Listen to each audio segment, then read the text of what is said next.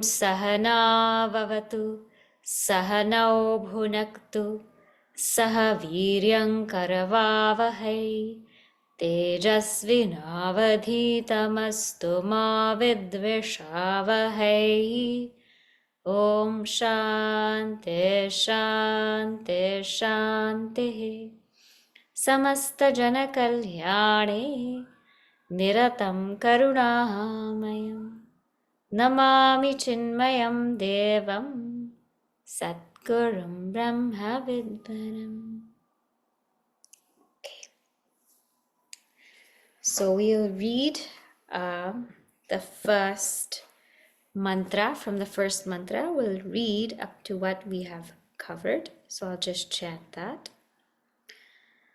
Om Brahma Vedapnoti Param Tadeshabhyukta Satyam Jnanam Anantam Brahma Yo Veda Nihitam Guhayam Parame Vyoman Soshnute Sarvan Kaman Saha Brahmana Vipaschiteti Tasmadva etasmad Ātmana Akashas Sambhutah Akashad Vayuh Vayoragnihi Agnerapah Adbhyaf Prithvi Prithivya Oshadhayah Oshadhibhyonam Annat Purushah.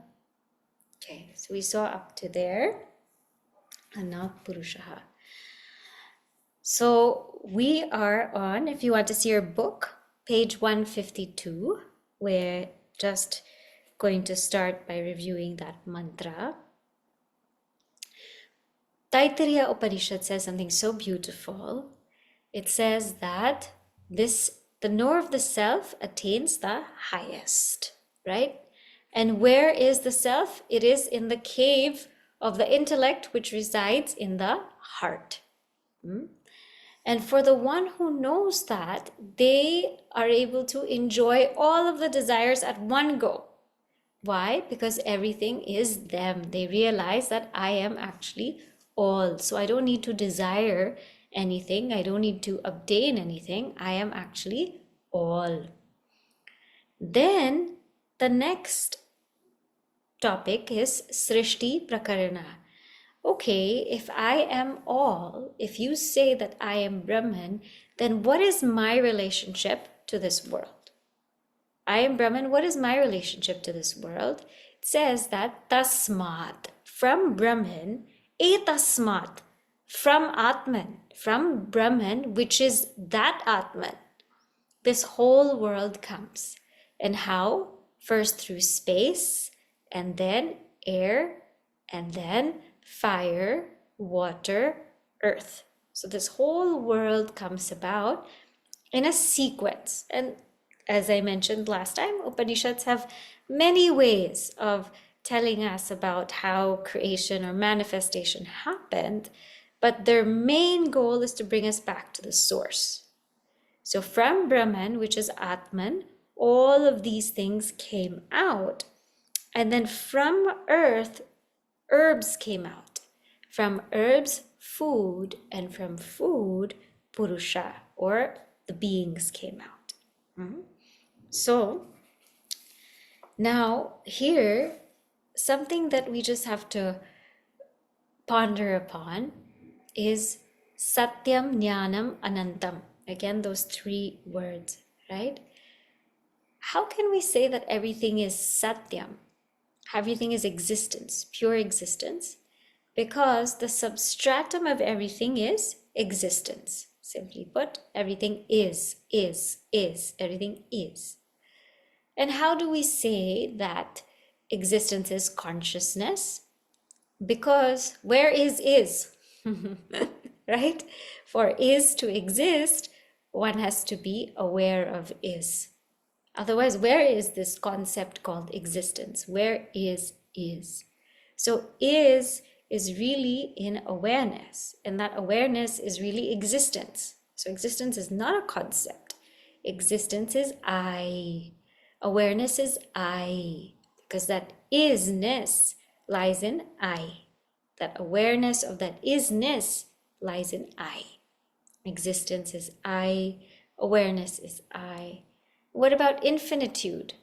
Means there's nothing else but I. Because when we extract clay from the pot and the pitcher, there's no pot or pitcher. When we extract wood from the furniture, there is no furniture. When we extract I, existence, consciousness, there's nothing there. So therefore, because there's no second thing, then I am infinite. So I am existence, I am consciousness, I am infinite. And from that I, this whole world now appears. Now, here he says first that let us talk about this being, this human being, Purusha.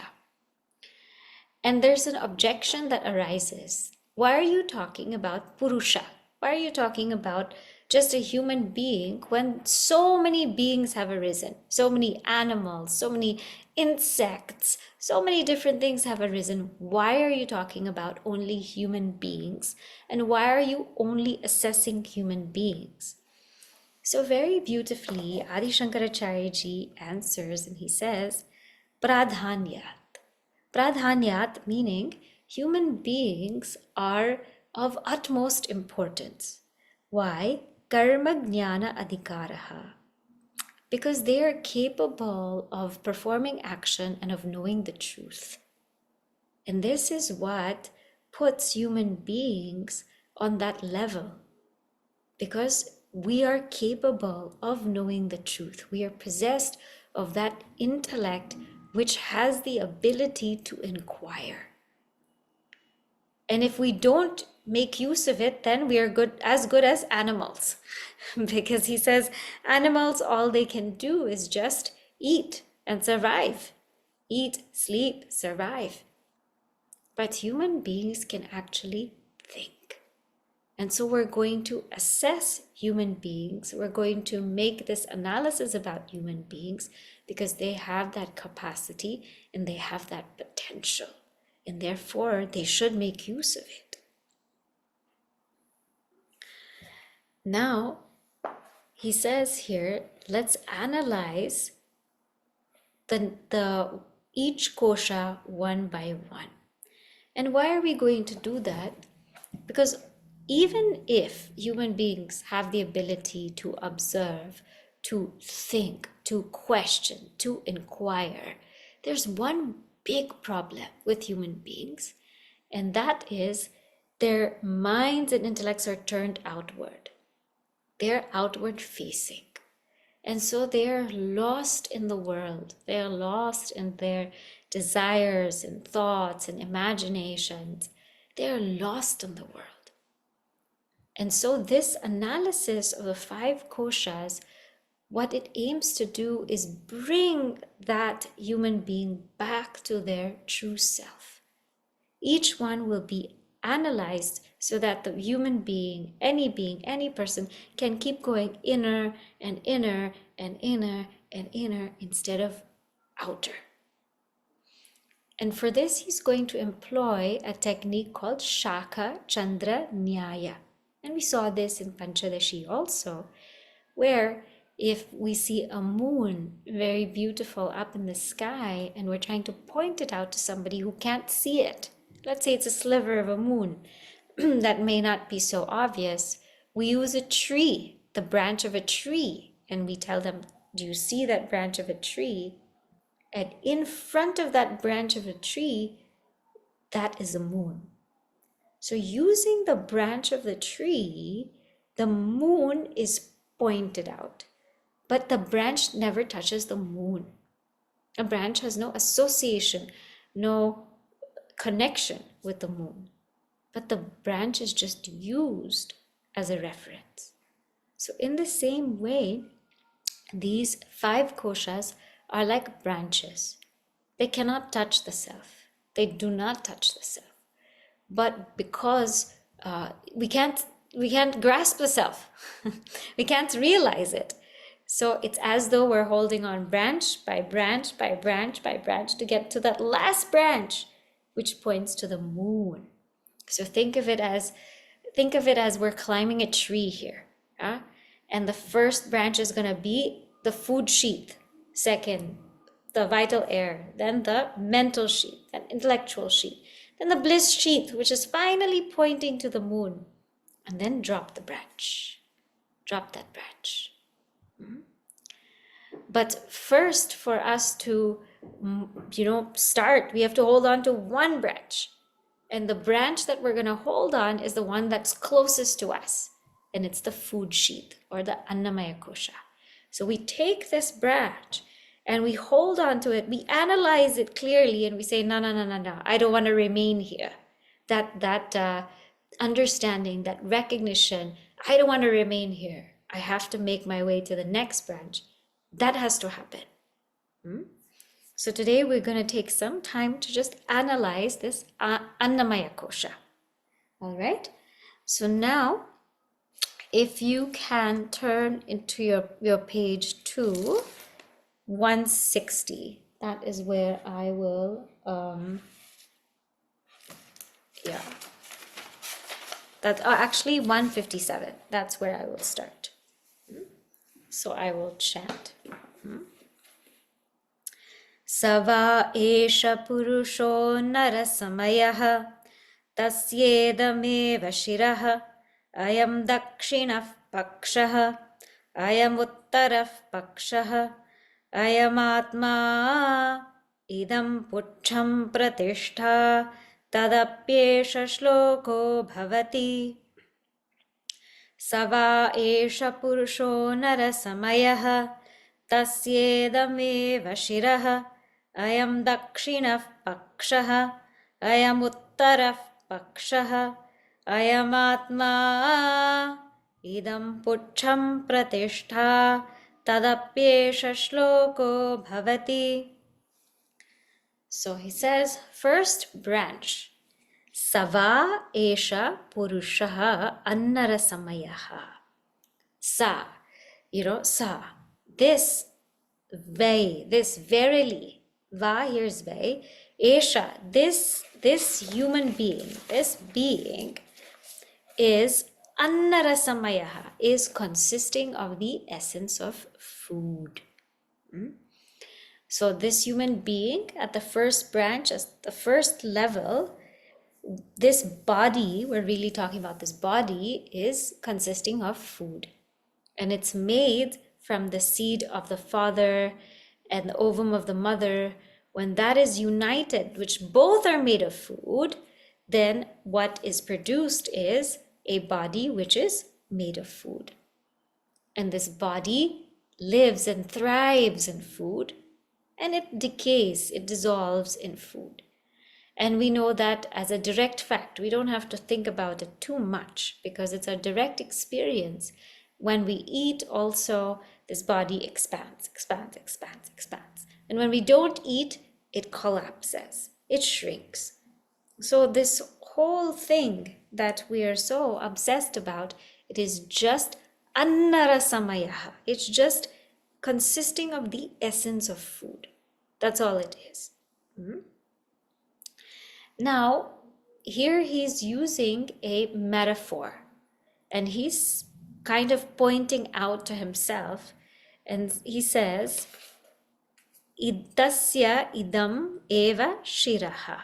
Of this body, this is the head. So imagine a teacher is pointing out to the student. A teacher is pointing out to the student, this is the head, right? So shiraha is the head. Ayam dakshinaha pakshaha. This is the right hand. Ayam uttaraha pakshaha. This is the left hand. Ayam atma. This is a trunk. He says this center is a trunk. Idam pucham pratishta. And in the back is like the tail, he says. So it's as though he's kind of just reconstructing the whole human body in the student's mind and saying, this is what it is. This is that food. Know that this is the head, the right hand, the left hand, the trunk, and behind is a tail. And in regard to what food is, tat api eshaha shlokaha bhavati. There is a verse that follows which will tell us what food exactly is. So now we go to that verse on page 160. Okay, now read it and then we can take that up.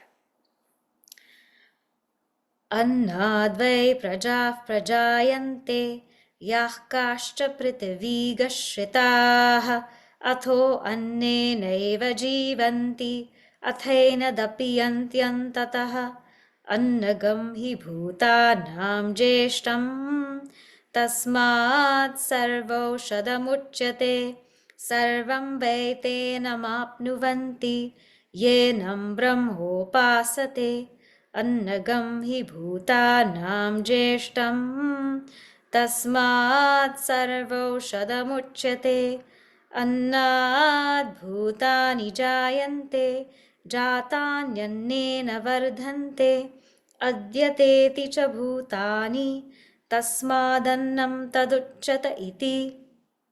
Okay, let's stop there with the iti. So first statement, we'll go statement by statement. Annādvai prajah prajayante. So here, from food, annāt, vai, indeed, prajah prajayante, all beings are born. So this is very easy to understand.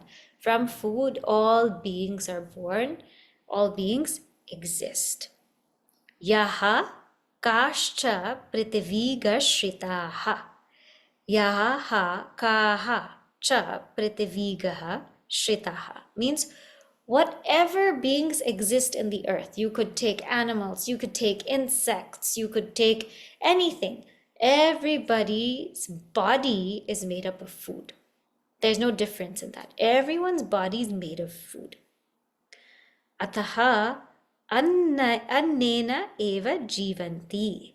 And therefore, by food alone, beings are sustained.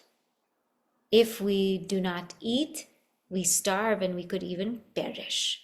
So food is something that sustains our body. Attaining api yantataha means here again, atha enat api, into food alone, yanti antataha, all beings merge.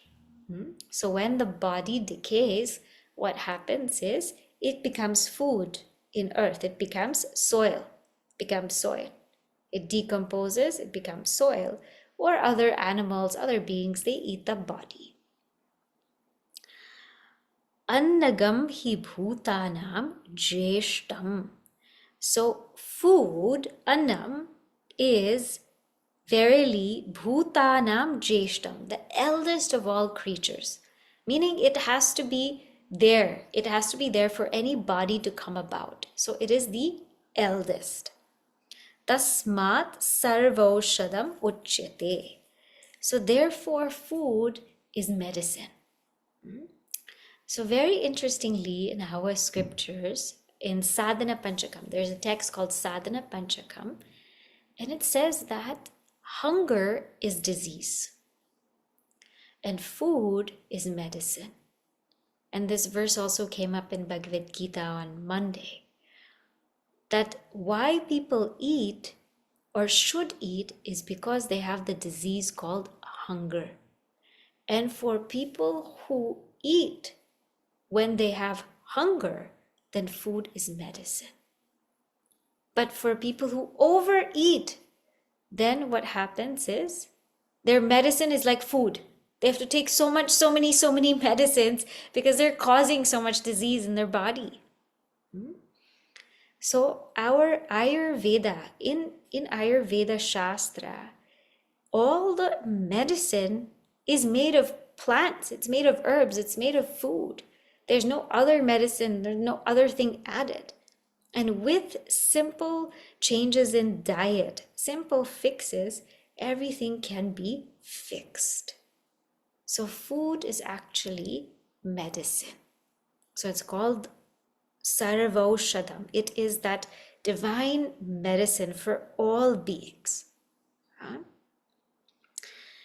And then it says, sarvam vai te annam apnuvanti. So everybody, right? So if we look at this, everybody can obtain food. Everyone can obtain food. Who ye annam brahmopasate. Those that worship food, they are able to attain food. So how do we understand this? In our culture, food is called Bhagavan, divine. It's called Brahman, right? Annam is Brahman. It's called Brahman. There's a story of Shiva and Parvati. And one day, Shiva was on a rant. Lord Shiva is on a rant, and he said, this whole world is an illusion, and everything is an illusion. And he just sat down, and he said, there's nothing is real at all. And so Parvati Devi said, okay, is that the case? If that's the case, then if you say all of these things are not real, then even food is not real, then I'll withdraw all of my support from the world. And she is called Annapurna. She's the one who bestows food. She bestows nutrition, energy into everybody. So she says, I'll withdraw all of my support from this whole creation. I'll just withdraw and leave. And so she does that. And everybody is hungry. Everyone is going crazy, hungry. They don't know what to do. They don't know how to survive in the earth. But because Parvati Devi is Annapurna, she's the one who fulfills us with food, she feels so affectionate, so loving. She says, no, this can't be. I have to come back into the world. And she goes back to Varanasi or Kashi, and she creates this whole kitchen. And whoever came to her, she would feed. At any time of the day, whoever it was, she would feed them. And one day, Lord Shiva himself came to beg, and she fed him. And then they came to a truce that yes, okay, this world could be in appearance, but even this food is important. Even beings are important. So better than saying, everything is an illusion, doesn't matter. Best is to say that everything is Brahman. Everything is Brahman. So everything is treated with love and is treated with respect. So from then on, there's a temple that's constructed after Parvati Devi, an Annapurna temple that's there till today in Varanasi that feeds everybody. So in our culture, food is Brahman. So the ones who worship food in that way, with that regard, that this is something to sustain me on my spiritual quest.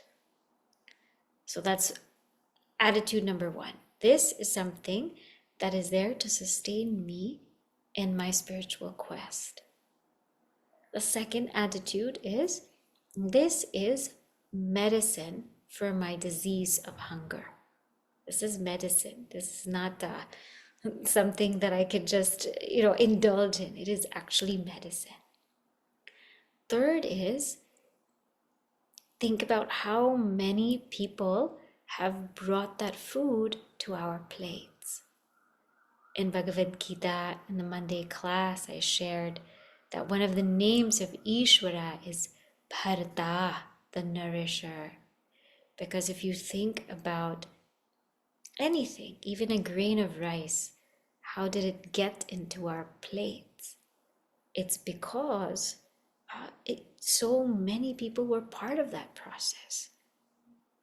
From the people in the grocery store, to the people in the delivery trucks, to the people in the manufacturing facility, to the people who harvested those grains, to those people who sweated and toiled and waited for months and months and months for the crops to yield, to the grass that grows and the sun that shines and the rain that pours.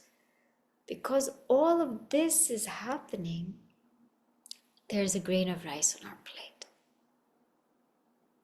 Because all of this is happening. It's not just magical. It's a whole beautiful procedure. You can really see God in that. Just if you think about how did this get here. So third is really to be grateful for what is given in front of me. And if I have this attitude with food, then I will never go hungry.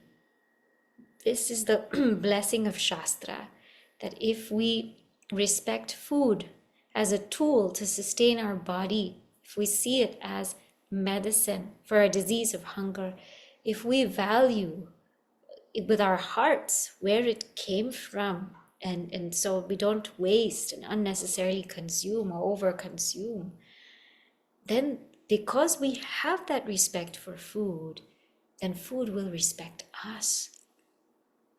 Food will respect us. So when it says those who worship food, ye annam brahmopasate, this is what it means. It also means that in our culture we offer what is called naivedyam. Sometimes when we do puja, we offer food to Bhagavan for puja, and then whatever comes after that puja is called prasad.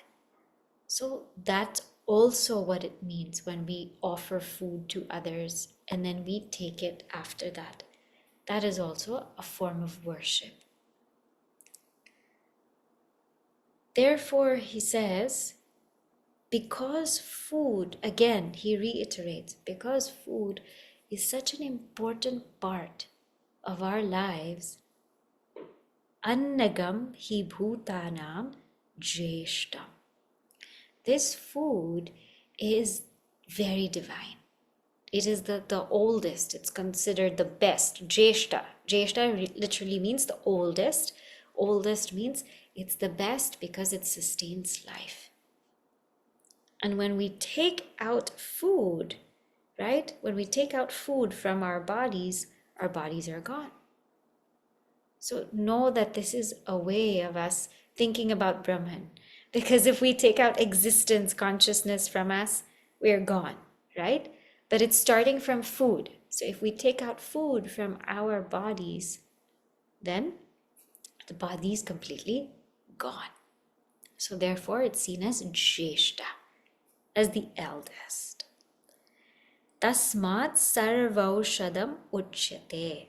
And again, he repeats this portion, that therefore this is the divine medicine. It's a medicine because it heals people, it helps people, it brings forth life. So it's a real medicine. And so many of us have also home remedies that we use. Whenever somebody's sick, they'll make a ginger tea, or if they need more antioxidants, people will eat berries. If we need more vitamin C, people will eat oranges. Right? So it's literally medicine. Food is literally that. It's aushadha. And he says, annad bhutani jayante. From food, all beings are born. All bodies are born. Jatani annena vardhante. And those beings that are born, jatani, they are sustained, they grow through food. And therefore it is like Brahman only. It's like Brahman, because it is the origin of things. It's into which things are sustained and into which things are dissolved. So it's like Brahman only. Adyateti cha bhutani. Now, food is adyate. It is that which is eaten. Ati, and it's also that which eats. So it's that which is adyate, that which is eaten, and that which ati, it eats bhutani, it eats beings. What does this mean? Here it's trying to define the word annam. Food is annam. How did this word come about? Adyate ati bhutani. Food is eaten. That's easy to understand. But food also eats. What does that mean? When we overconsume and overindulge, our bodies are eaten by disease. They're plagued by disease. They're plagued by all kinds of toxins. So it's as though our body is being eaten. It's being eaten by disease. Or when we overeat, then what happens is we cannot think. We feel so sleepy, we feel so tired, we feel so groggy. So our energy is being eaten. It's drained away. Our thinking capacity is drained away. Everything is drained. So it's something that we eat. It's also something that eats us. It drains us it consumes us if we overdo it. And when the body dies also, this body is eaten. It eats. The other animals, they eat this body. So food is that which is eaten, but is also that which eats. It's also which eats us. Now he says, tasmat annam tad uchyata iti. Therefore, this food is called annam. Now, how to understand what this means for us? So what this means for us is trying to cross over first the food sheath. He's explaining all of this, and he's saying, this is the food sheath. And to the food sheath, there's going to be something inner. There's going to be something inner to the food sheath. So we'll have to kind of transcend it and go towards the next sheath, which is pranamaya. So first let's read that, and then we'll talk about how we transcend. Okay? So let's go on to the next page. We are on page 164.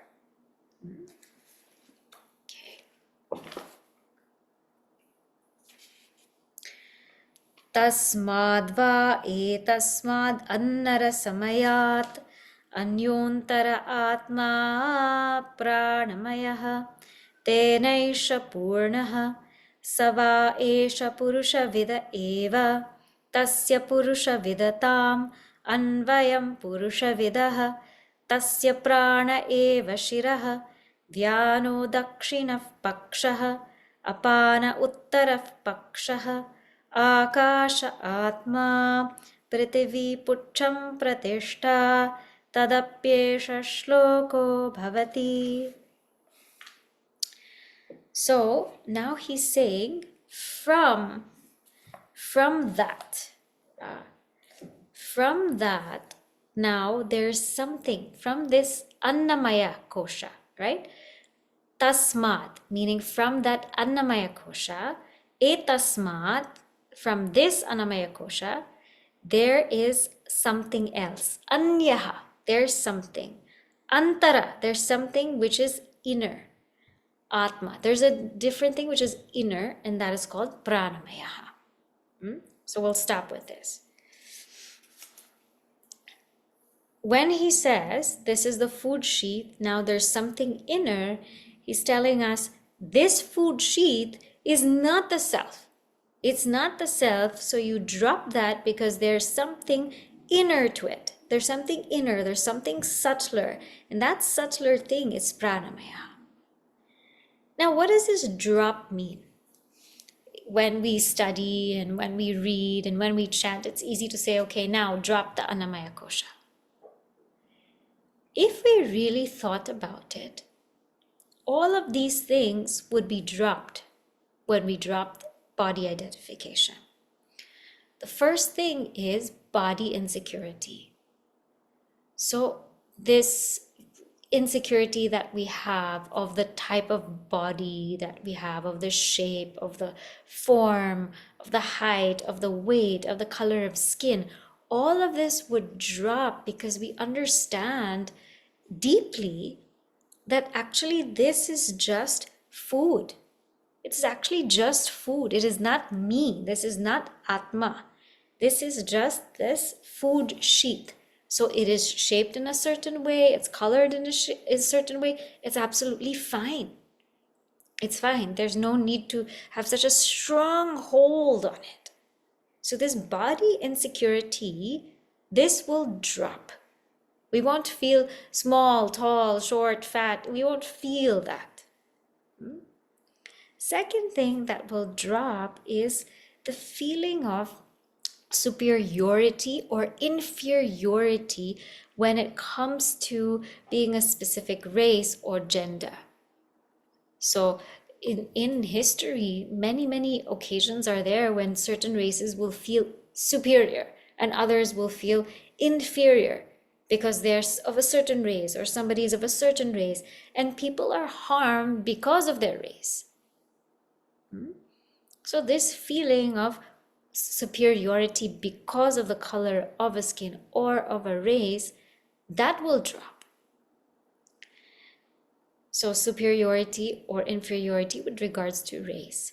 The third one is superiority or inferiority with regards to gender.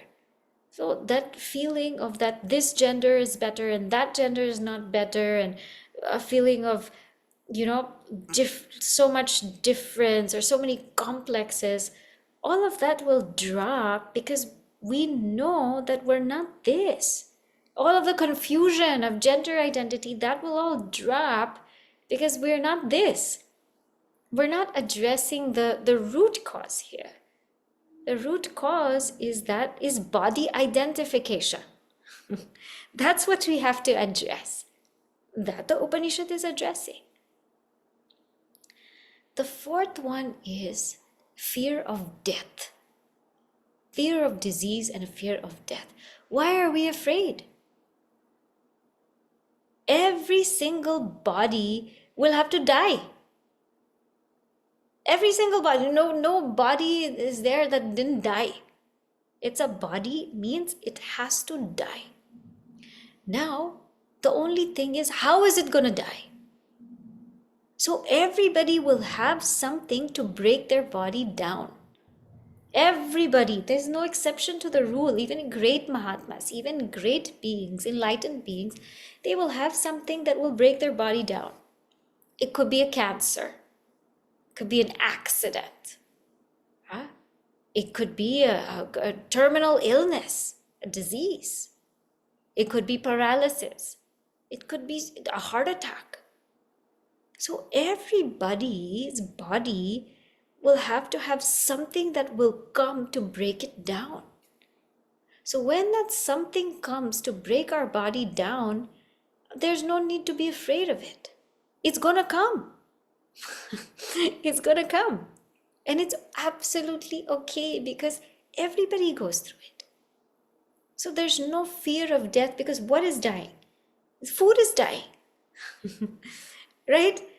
Imagine if the wave, when the wave merges into the water, it doesn't go and pray for 13 days and says, oh my God, you died, right?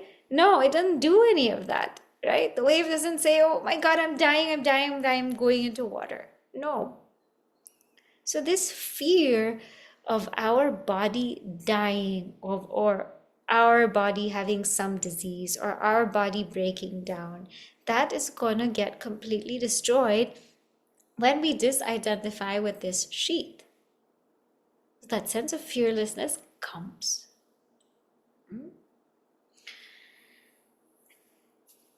And the fifth point is that this attachment to other bodies also drop.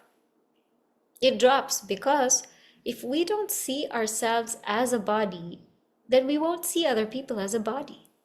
We're attached to another body, another being, another physical form because we're attached to our physical form. So we want that physical form close to us because we're attached to our physical form. That's why we want that feeling of proximity. We want that person to be with us. We want that person to be there. But the minute we transcend this body and we say, no, I'm not this body, I'm actually something deeper, then where's the attachment to somebody else's body? It's gone. There's no more wanting, feeling, hoping for that body to be physically there beside us. So this, if we have actually made this leap, these things should go away. So it's easy to say, yes, the body is made up of food, and yes, it's sustained in food and dissolves into food. I get it, I understand it, yes, but are we living it? So in this first statement, he says, that from that annamaya, from that body, there's something inner. And that is, that now drop food. First, he says, think of food as Ātma. Think of food as the self. Now that you've understood food, take food, drop it. Drop it because there's something else, and it's called pranamaya. Now we're entering into something subtler. Now, so now we're climbing on the second branch. Take the second branch, hold on to the second branch. And tenesha purnaha. So by this pranamaya, this annamaya is filled. Means this whole, if we see our body, what fills up our body is our pranas. And what exactly does prana mean? Prana means energy. The energy that governs the physiological functions of the body, that's called prana. So inner than this, drop this as the self. Now come and take a look at prana. Okay? Sava esha purusha vida eva. So this prana, right? It saha, yeah, that prana indeed takes the form, esha purusha vidaha. It takes the form of a person. So whatever pranas are there, it's as though it takes, you can imagine a balloon, huh? How the air slowly forms the balloon. Huh? So this prana takes the form of a person. Tasya purusha vidatam. And then being in the form of a person, anu ayam purusha vidaha. It again, he's just reiterating the same point, that again, it takes the form of a person. So earlier, he illustrated, what the head was, the right hand, the left hand, the trunk, and the tail. So he says now of this annamaya-kośa, pranaha eva shiraha. Prana is the head. Vyāna dakshina pakshaha. Vyāna is the right side. Apana uttara pakshaha. Apana is the left side. Akasha Ātma. And the trunk is Akasha or Samana. It's actually Samana Vayu. Akasha is referring to Samana. And then Prithvi, the earth, is Pucham. The earth is the tail as support, Pratishtha. Tad api esha shlokaha bhavati. Of this, there is a verse. So we have seen the 5 pranas before, so I'll just very briefly reiterate. Prana is that energy that governs the inhalation, exhalation. the respiratory process. And apana, so when we go to apana, let's go with vyana first. Vyana is the right side. Vyana is the right side that governs circulation. Apana, the left side, that governs excretion, whatever excretory processes are there. And then samana is in the middle because it governs digestion. And it says that the earth is the tail because the earth is what holds us down. It holds us down, otherwise we would fly. Udana prana, or that prana which which ejects the jiva out of this body, that udana prana would make us fly up. It says if the earth doesn't hold us down. And therefore, now he says, take a look at the annamaya-kośa. So today we'll stop here. I think there's a good stopping point, and then we'll take up the annamaya-kośa. I'll just, summarize a few points today, and then we can revise next time. So from that Brahman, which is Ātman, this whole world comes about. And we are focusing now on the being, Purusha. We're focusing on Purusha. So many things come about, but we're focusing on Purusha, the human being, because the human being has the capacity to know the self. It's not just stuck in eating and drinking and sleeping. It has the capacity to know the self. So in this Upanishad, the human being is analyzed. There's one big problem with all human beings is that their pursuits are extroverted. Their minds keep going out. And it's a big problem. So the Upanishad says, let me bring your mind in through the 5 sheaths. And they're like branches of a tree that ultimately will point to Ātman, who's like the moon. And by doing this, we'll get to understand who we really are. The first branch or the first sheath he tells us to hold on to is the food sheath, because this is very familiar to us. This is something closest to us. This is something we are obsessed about. And this is annamaya-kośa. And annam is food. It's from the body, rises from food, stays in food, dissolves in food. And food is also a medicine to us, because hunger is a disease, so food cures it when taken in the right proportion.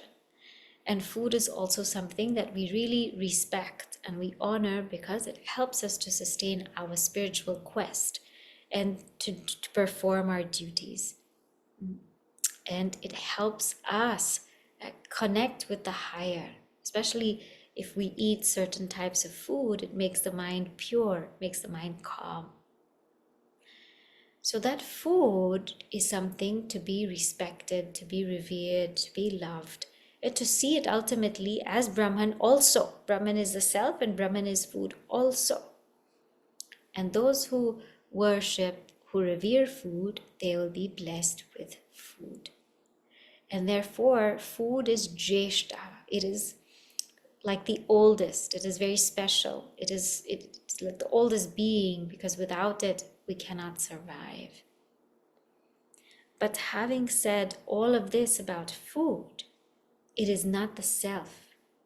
The word annam, food, means that which is eaten, but it's also that which eats, because it eats us. When we overeat, when we overconsume, it itself consumes our body with disease, with tiredness, with sickness. But there is something more deeper than this. There's something deeper than food or the food sheath, and that is pranamaya. And the actual transcendence is not just understanding, okay, I am not the body. No. But if I've really understood I am not the body, then we will not have such complexes such as inferiority or superiority, attachment to other bodies and other beings, and fearlessness. We won't be afraid if something happens to the body. It will happen. There's nothing to prevent that. It will happen because the body has to die. It's just how it will happen. And when it happens, it's okay. Because when the body dies, you don't die. So let it happen. So we'll stop here today to say the closing prayer. Om Purnamadav Purnamidam Purnat Purnamudachyate Purnasya Purnamadaya Purnameva Vashishyate. Om Shanti Shanti Shanti. Hari Om Shri Gurubhyo Namaha. Hari Om.